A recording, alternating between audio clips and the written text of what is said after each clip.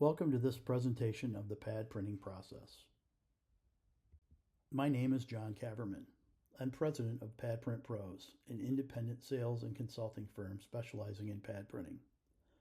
A Ferris State University graduate in printing technology, I have nearly 40 years of screen and pad printing experience, 29 years of those exclusively in pad printing. During my career, I've held positions in production, supervision, process and applications engineering, sales, and technical support. What is pad printing? Pad printing is a printing technique that uses a flexible silicone pad to wet transfer two-dimensional images onto three-dimensional objects. The process was first used in Europe in the early 1800s, with modern silicone transfer pads only being introduced in the late 1960s. In the 1970s, Mattel became the first U.S. company to widely utilize the process in decorating toys. Think about Matchbox cars and the features on Barbie doll's face. In the 1980s, the number of U.S. companies adopting the process grew exponentially. Today, each of us use numerous products and components that were likely decorated using this process. Let's look at some industries and examples. Industries using pad printing. In the tool and safety industry, you have handheld tools, power tools, and safety helmets, all of which are commonly pad printed. In automotive, think about control surfaces, the buttons, dials, and knobs that you use to control your windshield wiper, cruise control, radio, and other components. Also, under the hood, you may have printing inside fuse boxes on the engine cover or on all four corners of your brake system. In the household, you have lots of beverage containers, beverage-related containers. In sports such as cycling and skiing, you have safety equipment like helmets, components for bicycles, including wheels. In electrical and electronic industries, you have connectors of all different types, shapes, and sizes. In appliance industry, you have appliance panels themselves, as well as components of appliances like refrigerator crispers and drop-down trays. In sports and leisure, again, you find protective helmets, goggles, dive masks, dive fins, ski boots, ski bindings, rollerblade wheels, and many other components. In the medical and pharmaceutical industry, you might find syringes, catheters, ampules, sharps containers, and more. In the eyewear and watch industries, you'll find the printing on the inside and outside of your watch frames, the printing on the lenses of your custom sunglasses, and the printing on your watches, likely to have all been decorated using the pad printing process. In food packaging, as well as in cosmetic packaging, numerous containers, both flexible and rigid, are often pad printed. Small appliances, countertop appliances, things that you wouldn't think about on an everyday basis, yet you touch every day, are often pad printed, as are school and office supplies you use in the office and at work. Caps and closures of all types, those on soft drinks, and even the closures covering the corks on wine bottles, are often pad printed, as are components and bezels in the telecommunications and computer industry. Children's toys and childcare objects, such as pacifiers, are often pad printed, as are bottles. Let's talk a little bit about some terminology in pad printing. The pad, or transfer pad, is made of silicone. It's typically attached to a pad coupler, which is a shaft that connects the pad to the printer itself. The ink cup, as the name would indicate, is where the ink is located in pad printing, usually magnetically sealed to the cliché plate, which is made of metal or has a metal backing. Into the surface of the cliché plate is the image. This image is etched into the surface at a depth of approximately 25 microns, or about 1/1000th of an inch for a straight edge, and slightly more for different types of plates. You have the object that you're printing onto, in this case a golf ball, which is held in the machine by a nesting fixture or jig. So let's talk about how pad printing works. There are 6 steps in the pad printing cycle. The first step is the flooding position, which takes place when the machine is in home or ready position. Here the ink cup is located directly over the image in the cliché. So the ink in the ink cup is flooding the image in the cliché. The pad is located over the object to be printed. In the second step, known as the doctoring stroke, the ink cup cleans the surface of the cliché. This happens either by the ink cup moving out from beneath the ink cup, as shown on the left, or with the ink cup and the pad moving together backwards. In either case, it ends up with the pad being positioned directly over the etched image area within the cliché. Once the ink cup clears the image area, solvents begin to evaporate. This increases the surface tension of the ink within the etch. In other words, the ink becomes sticky. This allows the ink to leave the etched image area in favor of adhering to the pliable silicone pad. In the third step, the pad is compressed onto the surface of the cliché. Even though the pad is compressed and its shape is distorted, its job is to roll out from its central point or ridge, displacing air. This allows for an intimate contact between the surface of the pad and the ink film. It is the tackiness of the ink that takes place from solvent evaporation that allows it to leave the etched image area adhering to the pad. Once the ink is on the pad, the outside of the ink film now begins to evaporate solvent. So the outside of the ink film also becomes tacky. Essentially, in the time between pickup and transfer, through the solvent evaporation or manipulation of the parameters of your machine, the ink film becomes similar to a thin decal on the surface of the pad. In the transfer stroke, the pad again compresses to conform, this time, to the shape of the object being printed. It is the low surface energy or slipperiness of the pad that allows the ink to be released onto the substrate or the object being printed. The final stroke, return, the pad lifts away, in theory, with all of the ink removed and transferred to the substrate or object. So, who pad prints? Companies doing pad printing are broken into three main categories. Manufacturers, vertically integrated manufacturers, in other words, manufacturers making and printing their own products, or perhaps companies within the manufacturer's supply chain that are making and printing products for that manufacturer. This includes injection molders, medical and pharmaceutical companies, eyewear manufacturers, and automotive suppliers. Then you have contract decorators. These are companies that don't make the product, but pad print on a contractual basis for manufacturers who do not wish to decorate products in-house.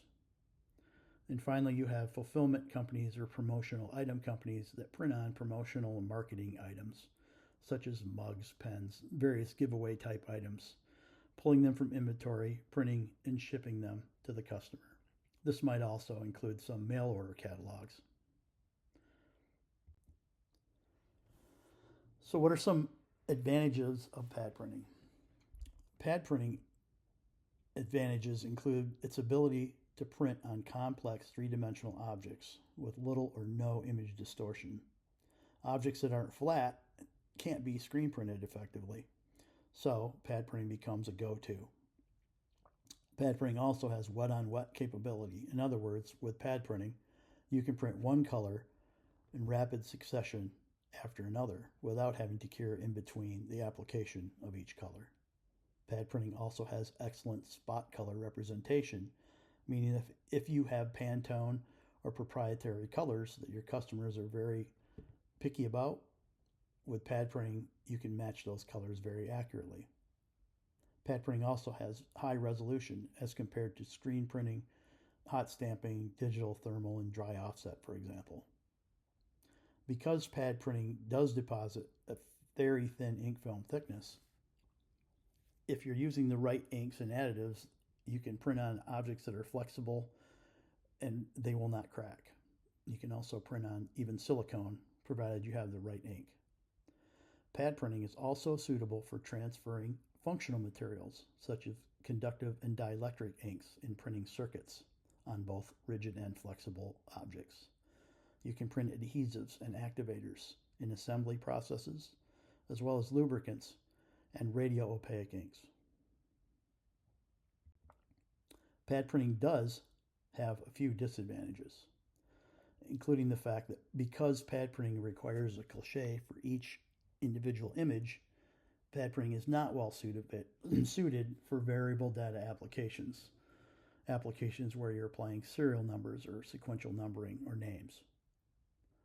Pad printing is also somewhat limited as to the maximum image size for a single transfer. The biggest ink cups I know of are 250 millimeters in diameter, and therefore can allow for an image of perhaps up to 9.5 inches or so in diameter to be printed effectively. Pad printing is also somewhat limited as to how far it can wrap or print around cylinders or spherical objects, with 90 degrees being acceptable as a safe limit. After 90 degrees of compression onto a radius or a sphere, the pad tends to slide, causing distortion or smearing. Due to the ink film thickness, pad printing does not perform well on porous surfaces. While it is used to print tagless labels and t-shirts, pad printing is generally not recommended for printing on textiles and porous surfaces, things like open cell foam, for example.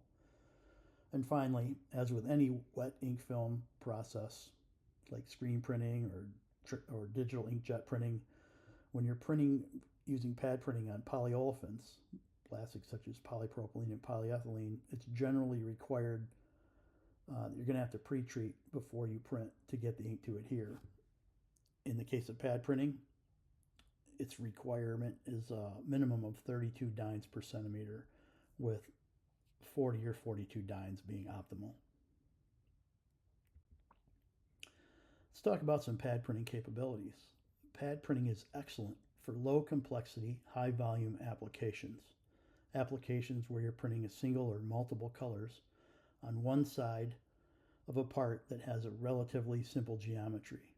This can be done at high speeds, more than 20 parts a minute, 1,200 parts per hour, with a top end of perhaps 9,000 cycles per hour. A few examples shown here are combination dials printed in an automated system shown here. We are doing 120 dials per minute. This included vision inspection and UV curing. Also, you can print objects such as the closures on wine bottles and other similar objects, also at very high speeds. Of course, you can manually load 10 or 15 parts a minute, but pad printing can go quite fast. Pad printing is also excellent for high complexity, low volume applications, or printing single or multiple colors on multiple sides of parts. For example, here we have a ski boot with 7 different prints on it. With the right piece of equipment, such as the one shown in the lower right-hand corner, you could print this entire ski boot in a single cycle.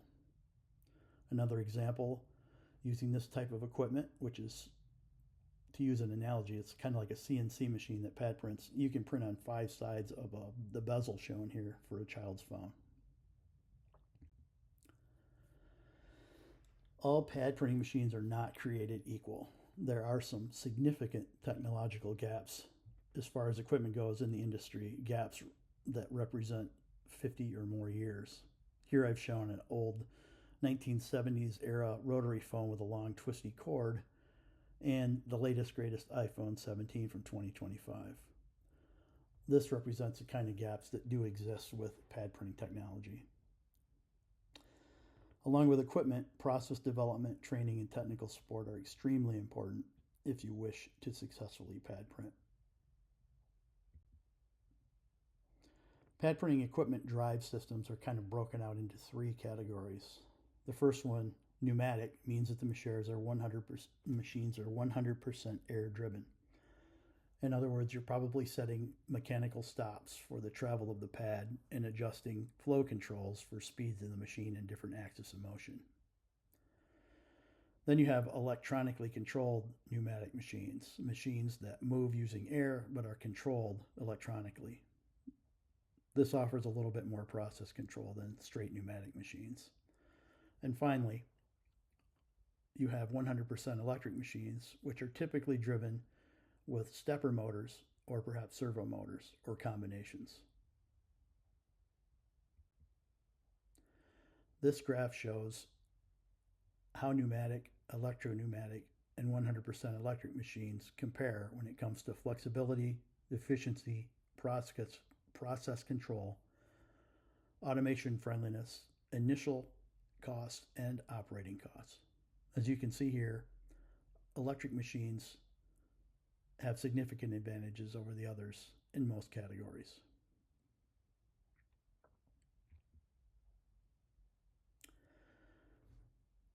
In the electrical machine end of the industry, you can start with a one color tabletop manually loaded unloaded machine, usually for below $15,000.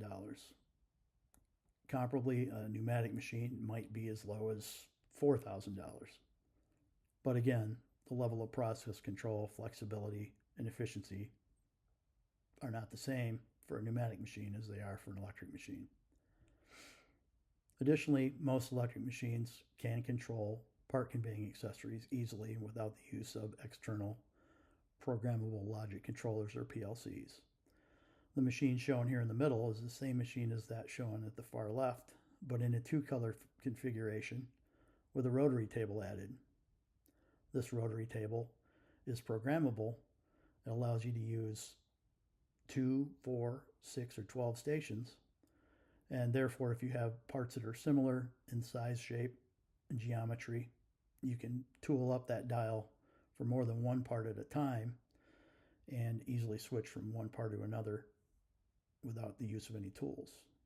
These machines can range anywhere from $15,000 to $100,000 depending on the size and complexity, number of colors, and things required for the application. And then finally, you have fully automated systems that generally are going to be starting at least $100,000 and can be well above $100 million, depending on the capabilities that you have included. Typical automation that we would work with would have, for example, robot load and unload, pre-treatment, multiple color printing on multiple sides of the part, automated vision inspection, quality control, good part bad separation, and also curing. So there's quite a range there for equipment. In addition to equipment, there are consumables for pad printing. These consumables include the clichés, the printing plates, transfer pads, and inks and additives. Clichés come in many shapes and sizes. Often, the clichés are made by the equipment manufacturers and distributors, specifically thick steel clichés. Thick steel clichés are kind of antiquated at this point. They can last for up to 1 million impressions, but today's day and age, with short-term manufacturing, most companies are using photopolymer clichés or laser engraved clichés. Photopolymer clichés can be made in-house provided you have a method of doing the artwork and creating the films that are required. Laser clichés can also be engraved directly from computer to plate in-house provided you have a laser that is designed for etching clichés. Transfer pads, again made of silicone, come in hundreds of shapes, sizes, and hardnesses. Most pad printing equipment manufacturers and distributors manufacture their pads in-house. The pad shape, size, and hardness are determined by the requirements of the printing application itself, the shape of the artwork, the shape of the part, surface characteristics on the part, such as texture. All have something to do with choosing the right pad. And then you have numerous types of ink. Inks for sticking on all different types of substrates, including silicone. So it's imperative to work with suppliers and develop relationships with suppliers, supplying them with samples and information that they need to make recommendations as to which type of cliché, pad, and ink system to use for your application. The operating environment for pad printing can vary anywhere from a climate-controlled facility to printing in a warehouse where temperature and humidity varies greatly. Optimally, pad printing is done in a controlled environment, illustrated here by the yellow box on the graphic to the right, where the temperature range is between 68 and 72 degrees Fahrenheit with a relative humidity of 55%. Warmer, wetter conditions indicated in blue and cooler, drier conditions indicated in red here also exist, especially when you don't have a climate-controlled environment to print in. The dotted line traveling diagonally indicates the percentage of thinner that you might need to use to adjust your inks for speed, or in other words, adjust your ink's evaporation rate so that you can obtain that cohesiveness on the pad we talked about earlier over a range of different environmental conditions. Ventilation is not usually required in the production area because with modern pad printing equipment, the inks are within the cup, hermetically sealed, so there's very low solvent evaporation actually at the machine. It is usually in the ink mixing and cleanup areas that you will find ventilation of some type, just because with the ink being exposed, you're going to have more odor. Waste streams can also be managed or minimized. It depends on what state you're in, what local regulations are. So you can talk with your supplier about some ideas and recommendations, as well as investigate local regulations regarding what you need to do with waste inks and so on. There are 3 keys to successful pad printing when it comes to project management. One is to create, first of all, a reasonable timeline. Notice I didn't say budget. Start with a timeline. So if you have a simple one color application, or you've pad printed before and you're just replacing or adding another machine to your process, and your supplier has a machine on the shelf, it may just take a few days for them to get a machine down and get it shipped out to you. Whereas if you were working with a supplier to make nesting fixtures, to create cliches, to recommend pads, and to make nesting, it may take weeks, perhaps 3 or 4 or 5 weeks, to have a machine delivered and ready to run parts. If you're dealing with a fully automated system, it can require several months in order to have the machine built, debugged, tested, installed, and have training and all of your factory acceptance completed. So it's important to talk to your suppliers first and early in your project, rather than to wait until you're at the end of the project and you've got your injection molds and all the other stuff before you start thinking about pad printing. Think about pad printing at the same time you're thinking about the other things, and create a reasonable timeline. It's important also to designate a project manager, someone in charge of gathering all the information about your application and preparing a request for quote. Information that we need to know as pad printing equipment manufacturers and consultants.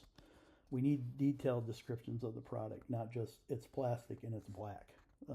It helps to have high resolution photos, dimensional drawings, 3-dimensional models, but the best thing is to have actual physical samples. Obviously, if the mold isn't made yet, perhaps you can just print some SLA or 3D printed samples for initial evaluation and testing for pad printing. We need to know specifics about the material that's going to be decorated. What type of plastic is it? Is it textured? If so, what kind of texture does it have? And again, we need to know if there are embossed or debossed features, if we're going to be printing down in recesses or on parts or areas that are proud of the surface of the part. That's important information. We need to know decorating requirements, dimensions of images, colors, specific colors, for example, as I mentioned, if they're PMS colors. We need to know about required rate. What do you need for parts per hour, per day, or per year? And we need to know about performance specifications. Are there chemical and mechanical resistance requirements, adhesion requirements, or are there specific safety requirements for medical or food, for example? Then that person also needs to review the different proposals and make a selection as to which supplier you're going to go with. In reviewing those proposals, you need to think about important limitations. If the quotes have caveats, that's not necessarily a bad thing. That's because that supplier is trying to point out there may be some things about your application that need to be discussed in more detail. You should be able to get some estimated production costs, not just cost for equipment, but what does it cost to run the equipment. Make sure that the supplier provides training and technical support, because many solutions for pad printing don't come in a box. They come from experience. And it is a good idea to have experienced suppliers. Otherwise, you have to go get your own experience, and that can be expensive. And finally, you want to have a supplier that has parts and service domestically. Then you need to invest in technology and expertise and personnel. And we talked a little bit about technological gaps. You don't want to get a piece of equipment that isn't efficient or flexible. You want to get something that is modern and functional. And you want to look at, again, going back to suppliers and investing, you want to choose a supplier that specializes in pad printing. There are a lot of suppliers that do pad printing and hot stamping and laser engraving and digital inkjet. If you have a more complex application, it might be a better idea to work with someone that focuses specifically on pad printing. You want to work with somebody that has proven success in similar applications and who can work with you on development, prototyping, and sampling. Then finally, you want to recruit and train personnel and retain those personnel for pad printing to be successful. So how do you learn more? One good source is Plastic Decorating Magazine at plasticsdecorating.com. This is a magazine that's published quarterly. It has free subscriptions in hard copy. They also have a digital version, and they have extensive archives of technical articles, not only for pad printing, but all types of different pad and plastics decorating applications. They also help sponsor and coordinate conferences with Society of Plastics Engineers. As far as expositions go, you have the United Printing Expo, or Printing United Expo, which is annual. You can find information at printingunited.com. This year, 2025, it's in October, and it's going to be in Orlando. Also in the U.S., every 3 years, you have the National Plastics Exposition, or NPE. That usually has a lot of decorating suppliers and distributors that exhibit.